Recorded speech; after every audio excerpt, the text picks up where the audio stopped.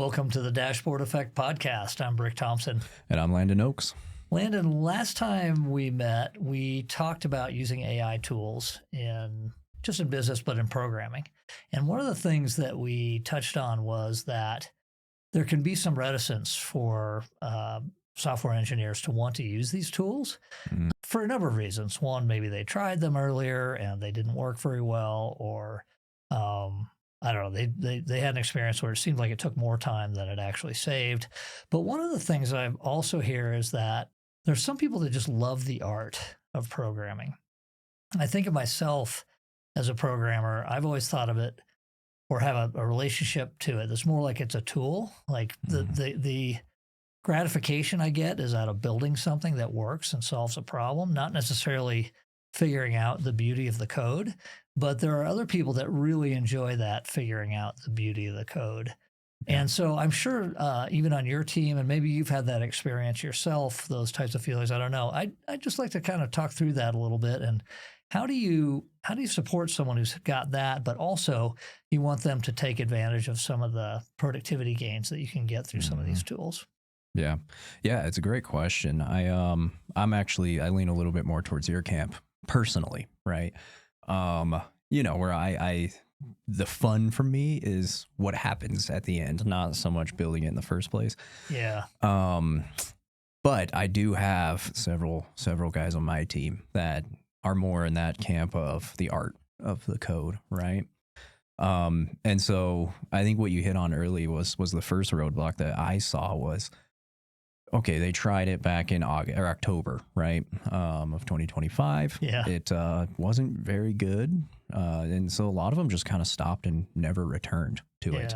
I mean, they'll use it for like questions and help to do some research, et cetera, but they're just like, oh, no, it's not good at code. Well, and they probably tried it prior to that, too, several times. So we sort of had people testing it. Mm-hmm. But so what happened after October then? Yeah, obviously it got way better. So now it's really impressive what it can do. Yeah.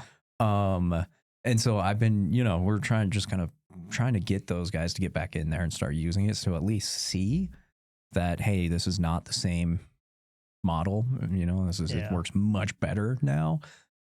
Which I've showed them a couple of things that I've done with it, which have been pretty cool, taking like, a couple hours when it would have taken a full day of work.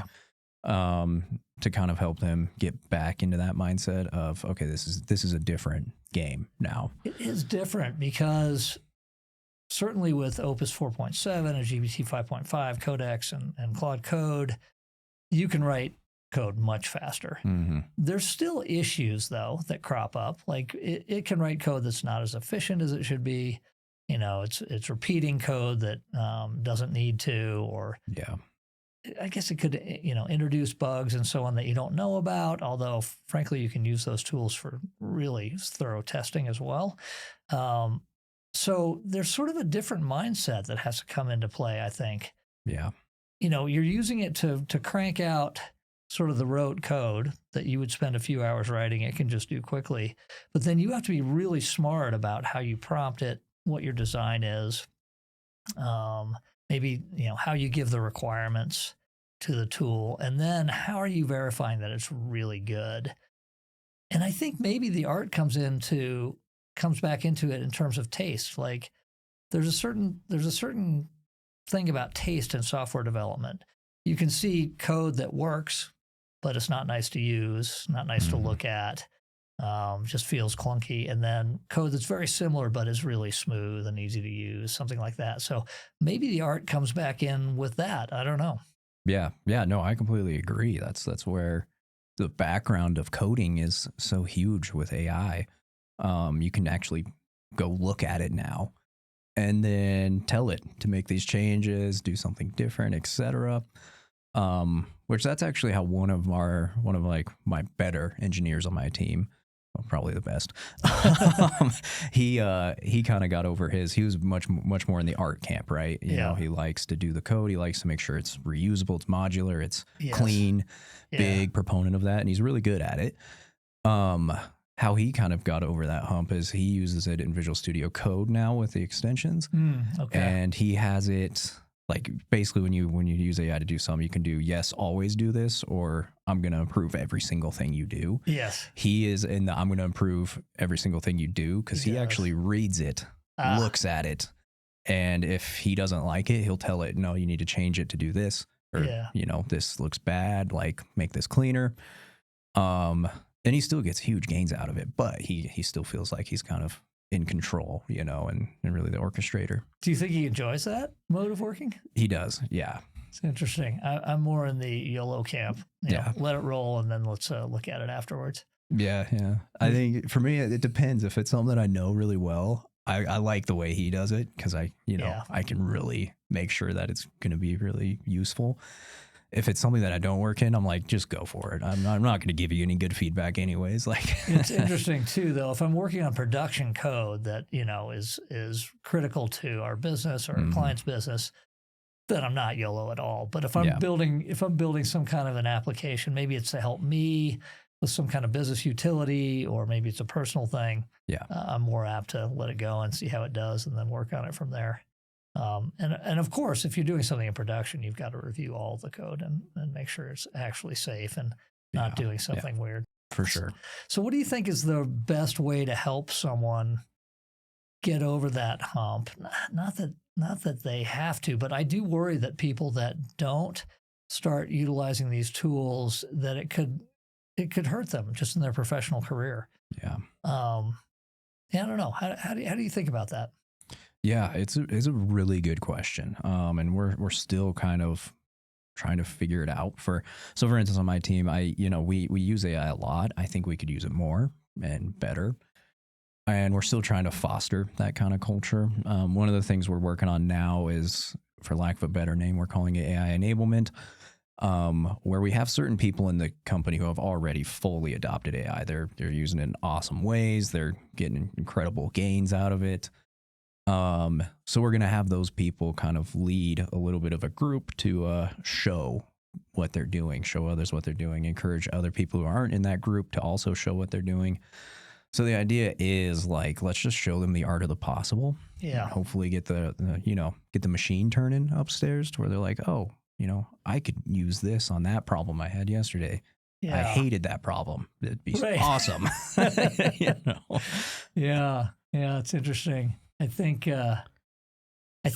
some of it is that, like, let me just show you how fun this can be to be this productive. Mm-hmm. Some of it, I think, is mindset too. I definitely talk to people that have, and I've had this, still have it from time to time, sort of the existential worry about AI. Yeah. What does it mean in the longer term? I think the last few months, people have been very focused on the possibility that AI is going to wipe out a lot of jobs. Mm-hmm. I think more recently, everything that I'm reading and talking to people, it looks like it's actually going to net create a lot of jobs. And there will definitely be disruption, which is not great for the people that get disrupted. But for society as a whole, and even for those people in the long run, there's more to do, I think, not less. And I think in software engineering, we sort of thought, well, AI is really good at writing code, so you don't need as many software engineers. But the hiring of software engineers continues to go up. And then I think there's sort of, not really false flags, but there's indicators in the press, like when someone does a layoff and they blame it on AI.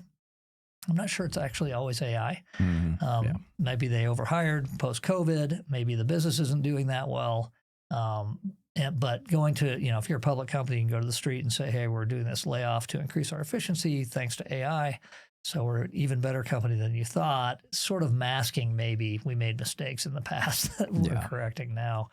So I think as people start to see, I hope, especially in the software engineering world, start to see that, no, this isn't an Armageddon for software engineers, that people will have less of that existential dread.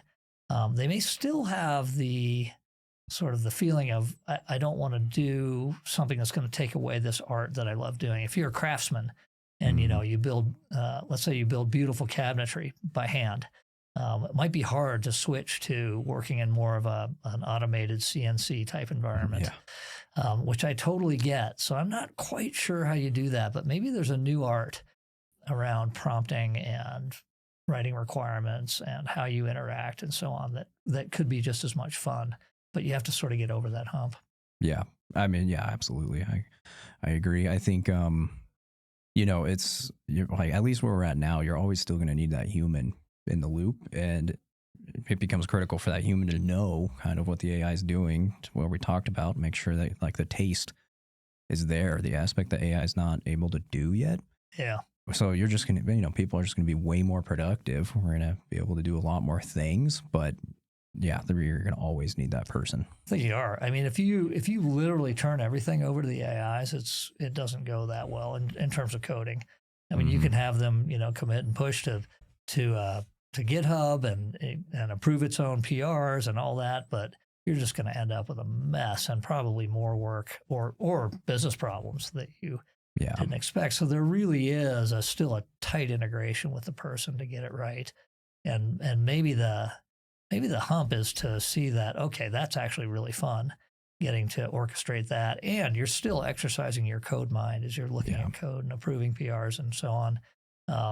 But it takes some work to get to that. And we're just literally probably the last 5 months at the point where the tools are actually really good.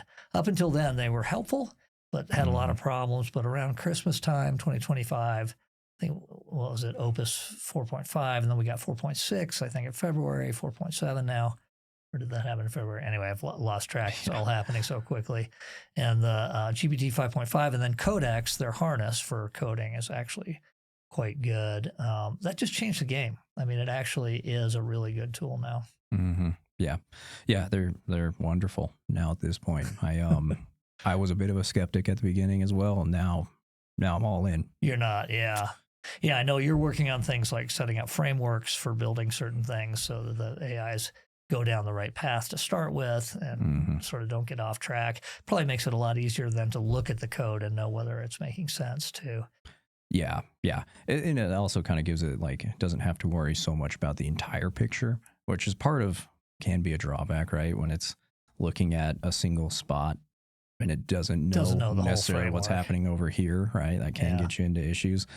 We're playing around with the balance there because the other thing is, if it has the whole context, unless you're not actually reviewing what it's doing, there's nothing stopping it from changing something, way upstream when you're wanting it to fix something. Oh yeah. In this one spot. That's right? the worst. When you have it mostly working, you're fixing the one bug and it breaks other things. Yeah. But they're getting better at not doing that. Yeah. Still. Yeah. They are every day. It feels like at this point anyways. Yeah. Well, it's an interesting discussion. I want to check back in, say, a month or two. Yeah. And see how things have progressed. There's something else. You set up an OpenClaw last week. Yeah. I got your Mac Mini and set that up. I've had one for a couple months. We're not using them in business just because there's still a lot of concerns around security and so on there. But that's going to be a whole nother level of when you're working with an even more agentic harness, really, I think. I think we're a ways from that, although certainly people just turn stuff over to their OpenClaw to build things. Yeah. I've tried that. It can work, but you lose a little bit of the connection, at least for me. Anyway, that's something we should probably talk about in the future as you get some more experience with it. Yeah. Yeah. I've just barely scratched the surface. It's crazy how deep that thing is. Yeah. There's so many options, so many things you can do with it. Yeah. So I need to figure out where to start at this point.